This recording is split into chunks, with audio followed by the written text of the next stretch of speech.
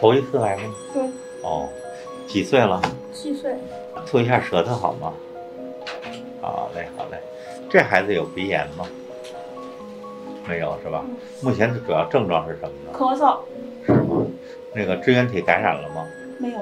那他咳嗽是怎么引起的呢？感觉就是上火。哦。就是那个痰是黄的，然后有点流鼻涕，有点感冒的那个症状。哦。也不发烧。就是咳嗽。有多长时间了？2天，星期五那天开始。星期五开始的。对，从学校回来之后。行。最近大便情况怎么样？还行。每天都有，不干，排着不费劲。嗓子痒痒吗？有点。有点哈。平时打喷嚏、流鼻子没有吗？偶尔有，偶尔有哈。对。行。他好像是有一点过敏体质。对。不是特别厉害。增加一点运动，打打球、跑跑步、跳跳绳都可以，慢慢体质增强了，问题也就没了啊。